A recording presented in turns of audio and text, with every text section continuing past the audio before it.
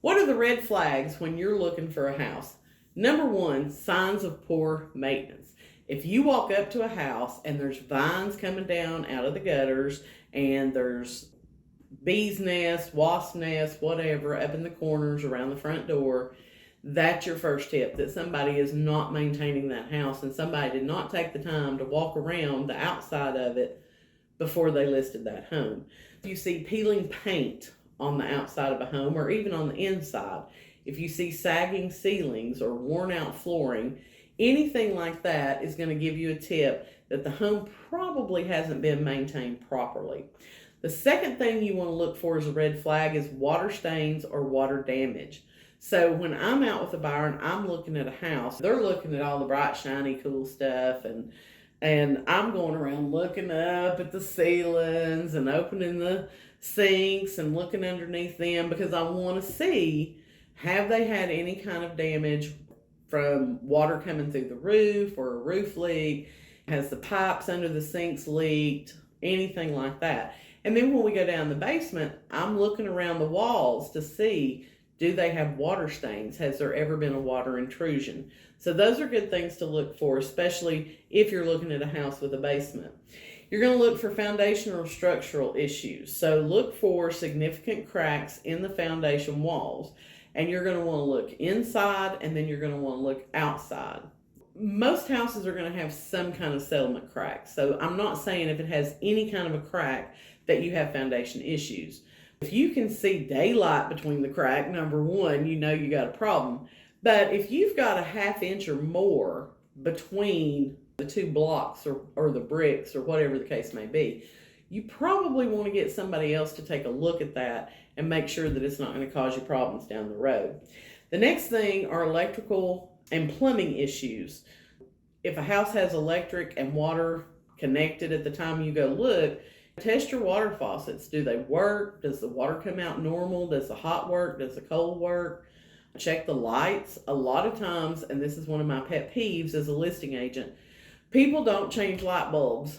And so one of the things I tell people when we're going out to look at their house and talk about listing it, make sure all your light bulbs work, because you want that natural bright light to come through, and people don't want to think there's an issue with the electrical just because you've got a bunch of burnout light bulbs.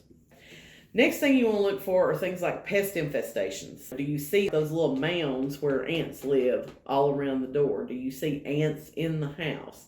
Do you have wasp nest or bees nest?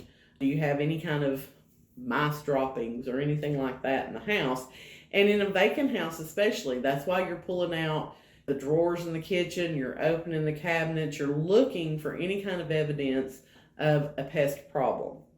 The next thing you want to do is check for energy efficiency. And the way you're going to do that, a lot of times houses will have pull down access to their attic. So you can go and look in the attic, see how much insulation they have up there.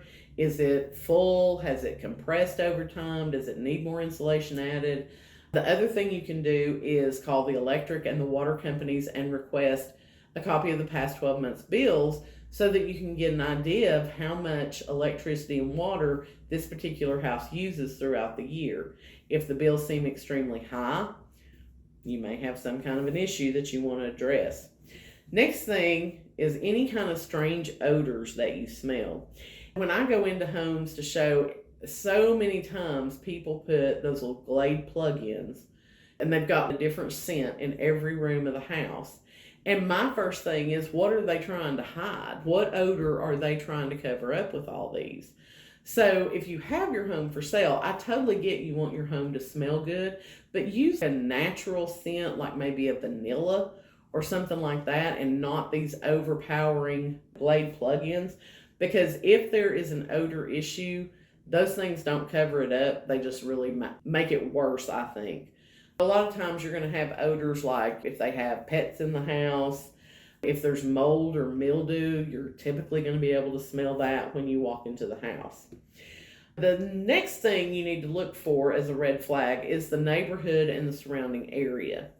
Look at how close are you to a busy road. Can you hear the highway noise or the interstate noise?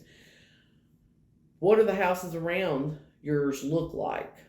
because that's going to tell you what kind of a neighborhood it is.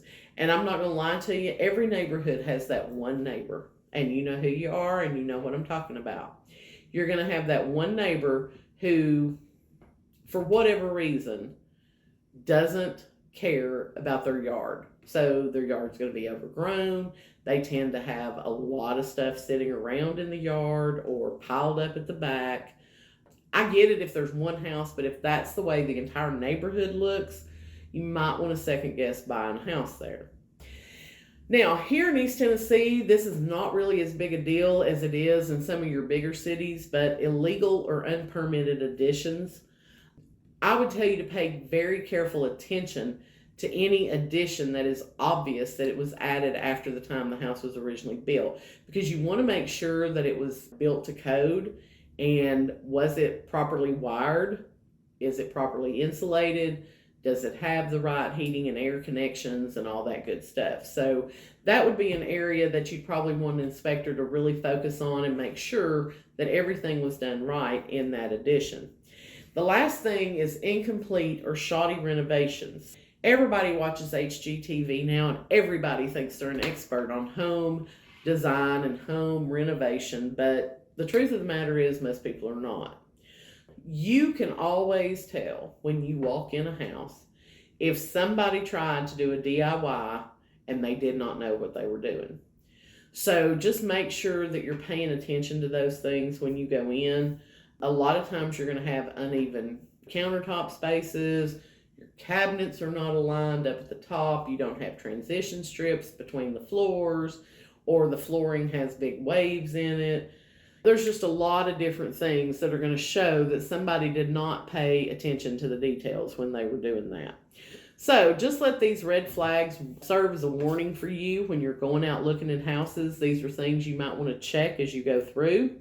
You always want to hire a good home inspector to evaluate any home once you go under contract. They're going to help you find any underlying issues. So if you have areas of concern, be sure to share those with your home inspector so they can pay close attention to those. If you found this video helpful, be sure to follow me for more home buying and selling tips.